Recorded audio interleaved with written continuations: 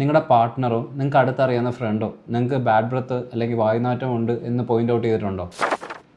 നമ്മുടെ കോൺഫിഡൻസ് തന്നെ ബാധിക്കുന്ന ഒരു പ്രശ്നമാണ് ഈ bad breath. Proper oral hygiene maintain ചെയ്യാതിരിക്കുക, സിഗരറ്റ് സ്മോക്കിംഗ്, വെള്ളം കൂടി കുറയുക എന്നീ കാരണങ്ങൾ ബാഡ് ബ്രത്ത് അഥവാ വായുനാറ്റത്തിന് കാരണമാകുന്നു. ഗ്യാസ്ട്രോ ഇൻറ്റസ്റ്റൈനൽ ഡിസോർഡേഴ്സ്, ഡയബറ്റിസ് എന്നീ അസുഖങ്ങൾ നേരിടുന്ന നല്ലൊരു ശതമാനം ആളുകളിലും ഈ ബാഡ് ബ്രത്ത് കാണപ്പെടുന്നു. ബാഡ് ബ്രത്ത് ട്രീറ്റ് ചെയ്യാനുള്ള ഫസ്റ്റ് സ്റ്റെപ്പ് എന്ന് പറഞ്ഞാൽ ഇതിൻ്റെ കാരണം കണ്ടുപിടിക്കുക എന്നുള്ളതാണ്. പുവർ ഓറൽ ഹൈജീൻ കാരണം ഉണ്ടാകുന്ന ബാഡ് ബ്രത്തിന് കറക്റ്റായിട്ടുള്ള ബ്രഷിങ്, ഫ്ലോസിങ്, റുട്ടീനായിട്ടുള്ള സ്കെയിലിംഗ് വഴി നമുക്ക് മാറ്റിയെടുക്കാവുന്നേ ഉള്ളൂ.